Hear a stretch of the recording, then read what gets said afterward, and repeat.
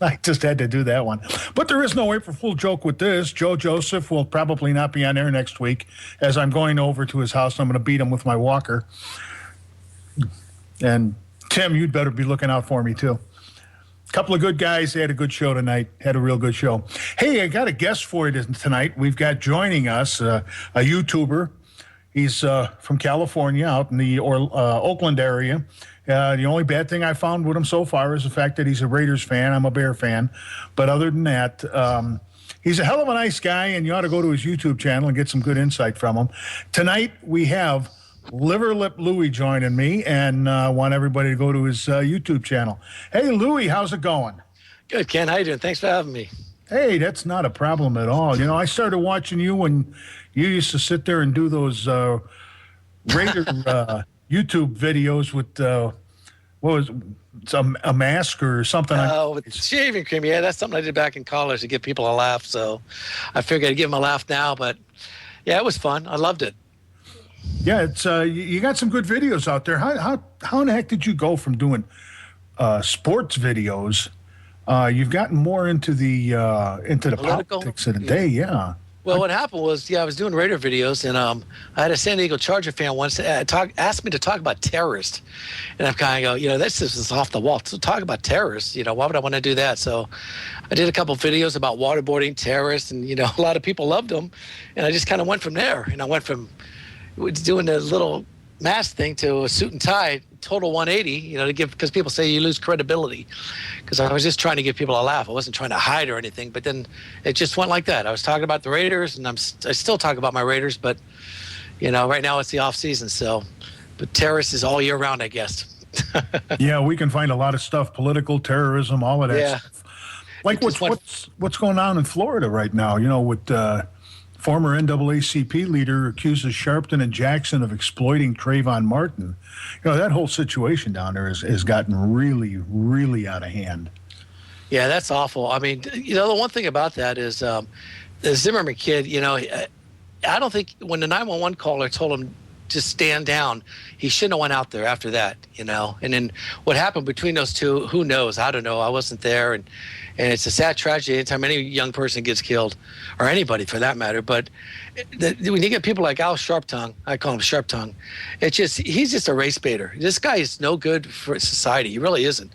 No one talks about the 6-year-old little girl that was killed in Chicago, in your area, a couple weeks ago by gang violence. No one talks about her. They don't even remember her name.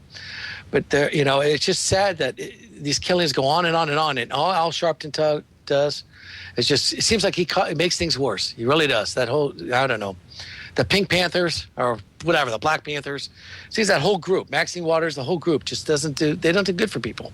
Yeah, I found it amazing that let's not call it amazing, that our Attorney General, Eric Holder, didn't bother to go down to Florida and start arresting people, because it's slightly illegal to be putting bounties on people's heads unless the government does it. But the Black Panthers or the Pink Panthers or whatever you want to call them there, they just went and threw out a $10,000 bounty on these people, on this guy. And then you got what's his name, Spike Lee, who gave out the wrong address. Shows you how up to date those people are.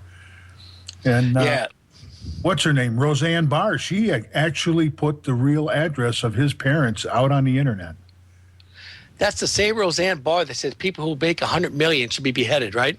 That's the one. That's a genius. Aren't these people just lovable? It's about Holder. Oh, don't get me started on that guy. That guy, he's just off. That guy, I don't know what's wrong with him. He's got to be a real, I don't know. I tell you what, if he was a conservative, the media would be all over him. They'd be all over. They'd say how ignorant this guy is, how stupid this guy is. I mean, what does he do? He sues the state of Arizona for enforcing the law, but he's okay with sanctuary cities. He lets the guns get in the hands of the cartel. That's okay. We get a DEA agent killed. He wants to try terrorists in New York. He's okay with killing terrorists. That's the only thing I agree with him on. But he's against waterboarding them. I mean, come on. You're okay with killing them, but you don't want to waterboard them. Tell me that makes sense. Well, he doesn't want him to get in the shower and leave a ring around the tub or something. I don't know. He is the most inept U.S. attorney I think we've ever had in all my time on this earth. Oh, absolutely. But no, but the waterboarding, if I think, like you say, if people, they give them a bath, they feel better, they're refreshed. No one wants to do anything bad after you've taken a nice bath. You feel good about yourself, don't you? Yeah, you sit back, you pop a beer, You're comfortable. They can have whatever they can have. Drink goat's milk, whatever they drink. Yeah, they probably can tell us more stuff. Absolutely. Yeah, this guy, like I say, I can't. I found that one article, and it said that the Pink Panthers are looking at making about $1 million out of this Trayvon Martin thing, and that's all this is a way to make money. That's unbelievable. Yeah, you know what? I got to give him credit on that. To make $1 million on that, oh, jeez. I tell you. But what about Bobby Rush? Isn't he from Chicago, your area? Oh, yeah, he's an ex-Pink Panther. Yeah, he's an ex-Pink, and he's a Pink Panther. He is. But his little girl, the little girl that was killed, was that from your area? Well, it was in Chicago. They had, was it 2 people killed and 5 were shot? Yeah, but one 6-year-old little girl, I don't hear Bobby Rush talking about her in the House of Congress. He's not going to talk about her. That would embarrass him. Yeah, it'd embarrass him, yeah. Yeah, where in the heck is this? Matter of fact, they got another one from CBS Miami. Grandma, I've been shot. The girl hurt in a gang-related mass shooting. They had 14 people were shot and 2 are dead. The worst mass shootings in South Florida history. What's going on with Florida? I mean, what are they becoming the murder capital of the world now, or what? I don't know. They have a lot to do to catch up with Compton and all those other cities. I don't know. It's pretty sad, though. It kind of surprised me that, here you got this stuff going on with Trayvon Martin down in Florida, and then a couple of days later, and this was, I guess, at a funeral or something. Yeah, at outside the funeral home. And that's black on black violence, so you won't hear anything about that. Yeah. You won't hear too much about about any type of violence unless Sharpton and Jackson and the Pink Panthers want to get involved with it. You're not going to hear anything. But the problem what they do, Ken, they incite more violence. Now, what does that got to do with go looting stores and Walgreens? How does that even help the situation? You're going to go steal what? Pampers? I mean, what is the point of these people that go in there and loot stores? I mean, I remember when Rodney King happened, Maxine Waters, she said, you got to stand up and fight. Go out there and fight and stand in the streets. So what do these people do? They go destroy their own neighborhood. I mean, if you're going to go destroy a neighborhood, at least go to Beverly Hills or something, see how far you get. Well, no. They wouldn't have gotten very far in Beverly Hills. People out there were standing on their streets with guns, telling them, "Don't even come here. Just turn around." My point is, this woman, that was 20 years ago, over 20 years ago, and she's still a representative of that area. I have a friend who lives in Compton, and she has done nothing for Compton, nothing. But yet they keep voting this thing back in, back in, back in, and they incite. They don't understand they're in position of power. What they say, people listen to what they say. That's the problem here. People need to watch. The words do matter. And when you have people like Sharpton and Jackson and the Panthers and this Maxine Waters, and I can go on, it's just insane what these people say, and people believe in this, and they react the way they react. It's sad. It really is.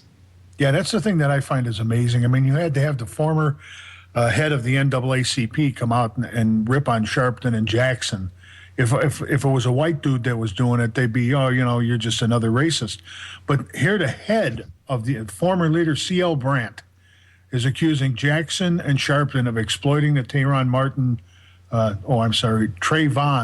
Martin tragedy to racially divide the country. And that's all these guys have ever done. They've been race baiters their whole lives. And they've made millions off of it. Oh, yeah. Look at Toronto Brawley. But, good for him for coming out there. I respect a man like that. Good for him. Yeah, absolutely. More people should come out. I saw Denis Borelli come out and a few others. I mean, but there's not enough. More people need it, and the president needs to come out instead of he says civility. He's civility only on his side. He's not civil when it happens to a conservative. Like I'm not trying to get off track here, but what Bill Maher said about Sarah Palin's child who has Down syndrome.